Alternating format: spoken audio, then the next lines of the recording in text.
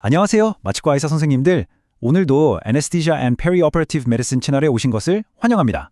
Welcome to the Anesthesia and Perioperative Medicine Channel. Willkommen auf dem Kanal für Anästhesie und Perioperative Medizin. Bienvenido al canal de Anestesia y Medicina Perioperatoria. 자, 오늘 저희가 함께 깊이 파고들 주제는 바로 심장 수술에서 정말 가장 결정적인 순간이라고 할 수 있는 심폐 바이패스, 바로 그 CPB 위닝 과정입니다. 이게 사실 굉장히 복잡하잖아요. 그래서 이 과정을 세 부분으로 나눠서 한번 제대로 짚어볼까 해요. 첫 번째 파트에서는 기본 원칙부터 차근차근 살펴볼 거고요. 두 번째 파트에서는 이탈이 생각처럼 잘 안 될 때 그 어려운 상황들을 어떻게 진단하고 대처할지, 그리고 마지막 파트에서는 실제 케이스들을 보면서 위기 상황을 어떻게 헤쳐나가는지 아주 구체적으로 들여다보겠습니다. 자, 그럼 첫 번째 파트, CPB 위닝의 아주 기본적인 원칙들부터 시작해볼게요. 사실 성공적인 위닝이라는 게 그냥 펌프 스위치를 딸깍 끄는 그런 단순한 기계적인 일이 절대 아니잖아요. 이건 기계가 대신하던 환자의 생명을 다시 환자의 심장으로 안전하게 돌려주는 정말 고도로 조율된, 어떻게 보면 하나의 생리학적 예술 작품에 가깝다고 할 수 있죠. 그 첫 단추, 바로 철저한 준비 과정부터 한번 시작해 보겠습니다. 자, 그럼 가장 기본적인 것부터 한번 짚고 넘어가 볼까요? CPB, 그러니까 Cardiopulmonary Bypass. 이게 말 그대로 심장과 폐의 기능을 일시적으로 기계가 대신해주는 기술이잖아요. 덕분에 우리 외과 선생님들이 피 한 방울 없는 고요하게 멈춰있는 심장에서 정교한 수술을 하실 수 있는 거고요.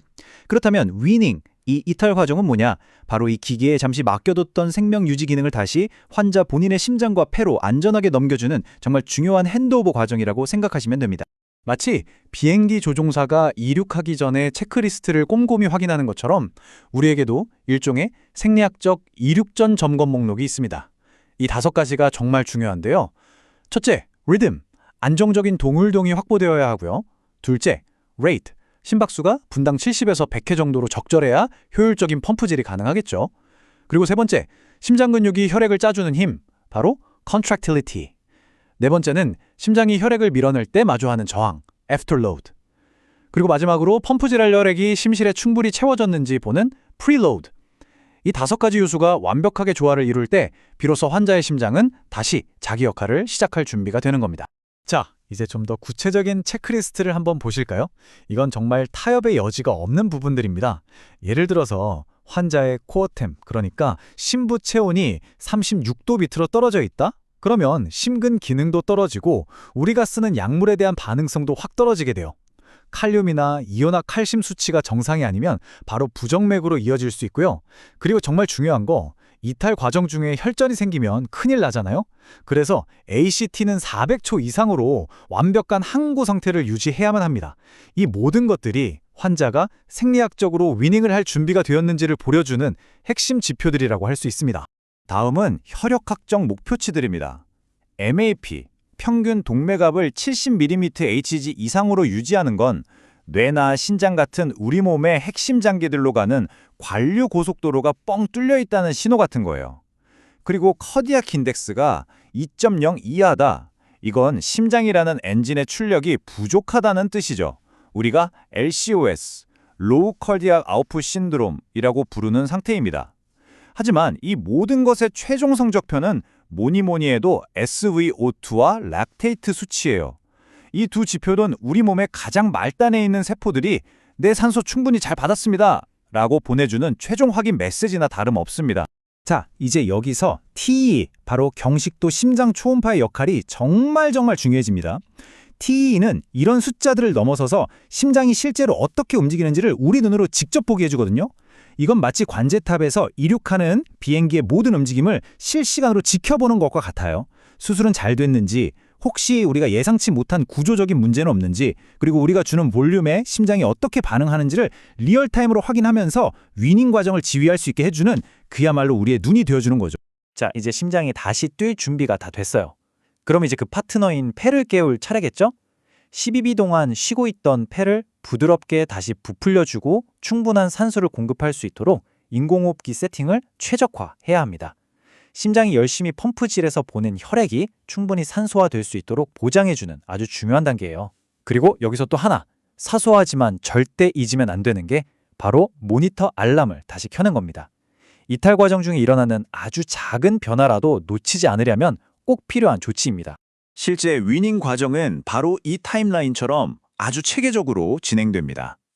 마치 계주 경기에서 바통을 넘겨주는 것처럼 기계의 역할을 점차 줄여나가면서 심장이 받는 부하를 서서히 늘려가는 과정인 거죠. 첫 단계는 당연히 팀 간의 소통, 커뮤니케이션이고요. 준비가 됐다는 사인이 오가면 정맥 라인을 조금씩 잠그면서 CPP 플로우를 줄이기 시작합니다. 그럼 혈액이 환자의 심장으로 돌아오기 시작하겠죠. 그때 우리는 TE를 보면서 심장이 잘 채워지고 잘 수축하는지를 확인하면서 펌프에 있는 혈액으로 볼륨, 즉 프리로드를 최적화해 줍니다. 그리고 모든 지표가 안정적일 때 비로소 CPP를 완전히 중단하고 풀 세퍼레이션을 하게 되는 겁니다. 그런데 말이죠. 만약 우리가 프리로드를 최적화해서 심장을 충분히 채워줬는데도 혈압은 계속 낮고 심장이 영 힘을 못 쓴다면 그때는 어떻게 해야 할까요? 바로 이 difficult to win 상황. 이게 우리 마취과 의사들에게는 정말 중요한 진단의 순간입니다. 여기서부터는 도대체 왜 안 되는지 그 원인을 정확하게 감별해내고 그에 맞는 솔루션을 찾아내야 하는 거죠. 자, 그래서 두 번째 파트에서는 바로 이 이탈곤란이라는 미스터리를 한번 풀어보려고 합니다. 그냥 문제가 생겼다 해서 끝나는 게 아니라 그 문제의 원인이 도대체 무엇인지, 그리고 그 원인에 따라서 우리가 어떻게 다른 카드를 꺼내들어야 하는지 아주 깊이 있게 탐구해 보겠습니다. 지금 보시는 이 표가 정말 강력한 진단 프레임워크가 되어줄 겁니다. TE 소견과 혈압학적 데이터를 잘 조합하면 위닝이 실패하는 원인을 크게 이 네 가지 시나리오로 좁힐 수가 있어요. 한번 보세요. 예를 들어 세 번째 줄, 웨서폴라직 신드롬. TE를 보니까 심장 수축력은 괜찮은데 혈압만 낮아요. 이건 혈관이 너무 이완됐다는 뜻이니까 당연히 혈관 수축제를 써야겠죠. 반면에 두 번째 줄, 벤트리큘러 디스펑션처럼 심장이 그냥 쉼없이 늘어져 있다? 이건 펌프 자체의 문제니까 강심제가 필요한 거고요. 보시다시피 TE 소견 하나에 치료 방향이 180도 달라지기 때문에 이 감별이 정말 중요합니다. 자, 그럼 혈관 요한 증후군, 베서플리지아에 대해서 조금 더 자세히 볼까요? 이건 말 그대로 심장은 잘 뛰고 있는데 혈관들이 너무 늘어나 버려서 저혈압이 생기는 상태입니다. 여러 연구들을 보면 공통적으로 지목하는 리스크 팩터들이 있어요. 수술 전에 ACE 이니비터나 베타 블로커를 썼다거나 LVEF가 낮았던 환자, 그리고 CPB 타임이 길었던 경우죠. 우리가 이런 위험인자를 가진 환자를 만난다면 이 환자는 위닝할 때 베소프레서가 필요할 가능성이 높겠구나 하고 미리 예측하고 대비할 수 있는 겁니다. 반면에 ventricular dysfunction, 즉 심실 기능 장애는 어떨까요? 이건 우리가 흔히 LCOS, Low Cardiac Output Syndrome이라고 부르는 상태인데 혈관이 아니라 심장 펌프 자체가 문제인 경우입니다. 위험인자들을 보면 고령, 원래 LVEF가 낮았던 경우, 재수술, 그리고 대동맥을 클램프했던 에오리 크로스 클램프 타임이 길었던 경우 등이 있어요. 이건 심근이 이시게미아 리퍼퓨전 인주리를 입었을 가능성이 높다는 걸 의미하죠. 그래서 이런 환자들은 강심제나 심하면 Mechanical Circulatory Support, 즉 MCS까지 필요할 수 있다는 걸 염두에 두어야 합니다. 자, 이 알고리즘은 지금까지 우리가 이야기한 모든 것들을 하나로 모아놓은 실전 가이드라고 보시면 됩니다. 보세요. 1단계 TE 체크리스트를 완벽하게 확인하고 2단계 TE를 보면서 프리로드를 최적화합니다. 그런데도 이탈이 안 된다? 그럼 3단계 TE로 4가지 원인 중에 뭔지 정확히 감별해내는 거죠. 그리고 4단계 그 원인에 맞는 약물, 예를 들어 메조플레제하면 노레피네프린, 벤트리쿨러 디스펑션이면 도부타민 같은 약물을 투여합니다.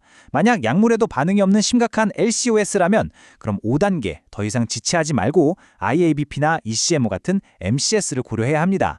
이 알고리즘의 핵심은 바로 이 신속하고 정확한 단계적인 접근입니다. 약물 선택에 대해서 조금만 더 자세히 들여다볼까요? 이 표를 보시면 각 약물들이 가진 미묘한 차이점들이 잘 드러나 있어요. 예를 들어서 RV 디스펑션이 있으면서 폐동맥압도 높은 환자다. 그러면 심박 출량은 늘려주면서 동시에 폐혈관을 확장시켜주는 밀리논이 아주 좋은 선택이 될 수 있겠죠. 반면에 순수하게 혈관 저항만 문제인 베소플레지아에는 알파1 작용이 강한 노레피네프린이 가장 적합할 거고요. 이처럼 각 약물의 프로필을 정확하게 이해하고 지금 내 환자의 상태에 딱 맞는 약을 꺼내 쓰는 게 바로 핵심입니다. 자, 이제 약물만으로는 도저히 해결이 안 되는 심각한 LCOS 상황입니다. 이럴 땐 기계적 순환 보조장치, 바로 MCS의 도움을 받아야 합니다. 이 알고리즘을 보시면 어떤 장치를 선택할지 결정하는 데 큰 도움이 될 거예요. 만약 심장뿐만 아니라 폐 기능까지 망가진 카디오 레스피라토리 페일리어 상태라면 고민할 것 없이 VA 에크모가 답입니다. 심장 문제만 있다면 RV 페일러인지 LV 페일러인지 아니면 둘 다 문제인 BIV 페일러인지에 따라서 RVAD, LVAD, IABP 등을 선택하게 되고요. 여기서 가장 중요한 건 너무 늦기 전에 멀티 오건 페일러가 오기 전에 신속하게 결정하고 행동하는 겁니다. 여기 다양한 MCS 장치들을 비교한 표인데요. IABP는 애프터로드를 줄여서 심장이 일하는 부담을 좀 덜어주는 가장 기본적인 장치라고 할 수 있고요. 반면에 ECMO나 임펠라, 텐데마트 같은 장치들은 직접 혈액을 펌핑해서 훨씬 더 강력한 순환 보조를 제공합니다. 당연히 각각의 장치들은 제공하는 서포트 레벨이나 얼마나 침습적인지 또 어떤 위험이 있는지 다 다르기 때문에 환자 상태에 가장 적합한 장치를 신중하게 선택해야겠죠. 자, 드디어 마지막 세 번째 파트입니다. 지금까지 우리가 논의했던 이 모든 이론들이 실제 수술실에서 어떻게 한 생명을 구하는 무기가 되는지 한번 살펴보겠습니다. TEE라는 아주 강력한 렌즈를 통해서 위닝 실패라는 위기의 순간에 어떻게 정답을 찾아내고 치료의 방향을 결정하는지 아주 생생한 임상 케이스들을 통해 직접 확인해 보시죠. 케이스를 본격적으로 보기 전에 이 세 가지의 기본 원칙을 다시 한번 머리에 새겨두면 좋을 것 같아요. 첫째, 환자 상태의 최적화. 둘째, 심폐기능의 준비. 셋째, 팀과 장비의 준비. 이제부터 보실 케이스들은 이 원칙들이 얼마나 중요한지, 그리고 화면의 마지막 포인트에 있는 것처럼 TEE가 어떻게 이 모든 문제 해결에 결정적인 열쇠가 되는지를 아주 명확하게 보여줄 겁니다. 자, 첫 번째 케이스입니다. 수술이 거의 끝나고 심장에서 공기를 빼내는 디에어링 매뉴버를 한 직후에 갑자기 환자 혈압이 뚝 떨어지고 ST 분절에 변화가 생깁니다. 머릿속에 복잡해지죠? 이거 이스키미아인가? 혹시 어디서 피가 나나? 여러 가능성이 스쳐 지나가지만 TE 프로브를 넣어서 보는 순간 좌심실 안에 마치 사이다 거품처럼 공기방울들이 가득 차서 심박출을 방해하고 있는 게 보입니다. 진단은 명확하죠. 인트라카디액 에어 엠볼리즘. TE가 없었다면 원인을 찾느라 정말 아찔한 시간을 보냈을 겁니다. 두 번째 케이스는요. 강심제를 계속 올려주는데도 심장이 영 힘을 못 쓰는 상황이에요. 이럴 때 보통 심근 기능이 그냥 안 좋은가 보다 하고 약을 더 쓰기 쉽잖아요. 그런데 TEE를 딱 보니까 새로 수술한 대동맥 판막에서 엄청난 양의 혈액이 좌심실로 줄줄 새고 있는 심각한 에이오틱 리걸지테이션이 관찰됩니다. 여기서 TE의 역할을 정말 결정적이었죠. 이건 약으로 해결할 문제가 아니라 당장 다시 CPB를 걸고 수술방으로 들어가야 하는 구조적인 문제라는 걸 명확하게 보여준 겁니다. 불필요하고 오히려 해로울 수 있는 약물 증량을 막아준 거죠. 자, 이 세 번째 케이스는 정말 흥미롭습니다. 환자가 심한 저혈압 상태예요. 그럼 우리의 첫 번째 반응은 뭐겠어요? 당연히 강심제를 써야 한다고 생각하겠죠. 그런데 TE는 완전히 정반대의 이야기를 들려줍니다. TE 화면에 수축기의 승모판 전엽이 앞으로 확 끌려오면서 좌심실이 피를 내보내는 길, 즉 LV 아웃프로 트랙트를 꽉 막아버리는 Systolic Anterior Motion, 바로 SAM 현상이 보이는 거예요. 원인은 바로 우리가 썼던 강심제 때문에 심장이 너무 과하게 또 비어있는 상태로 수축했기 때문이었죠. 이 TE 진단 덕분에 우리는 하던 치료를 완전히 뒤집었습니다. 강심제를 즉시 중단하고 오히려 수액을 줘서 심실을 채우고 베타 차단제 같은 약으로 심장을 진정시키는 정반대의 치료를 통해서 환자를 극적으로 안정시킬 수 있었습니다. 정말 대단하죠? 결론적으로 성공적인 CPU 위닝은 잘 만들어진 프로토콜, TE를 기반으로 한 정확한 실시간 진단, 그리고 무엇보다도 외과기, 체외순환사, 마취과 의사 간의 완벽한 소통, 이 세 가지에 달려있다고 할 수 있습니다. 그리고 이건 우리 모두에게 마지막 질문을 던지는 것 같아요. 우리가 이 모든 알고리즘을 머리로 아는 것을 넘어서서 실제 위기 상황에서 한 팀으로서 얼마나 효과적으로 이것들을 수행해낼 수 있는가? 그리고 그 능력을 키우기 위해서 우리는 시뮬레이션 기반 훈련 같은 것들을 어떻게 더 잘 활용할 수 있을까 하는 점이죠. 오늘 내용이 선생님들의 진료에 작은 도움이 되었기를 바랍니다. 함께해 주셔서 감사합니다.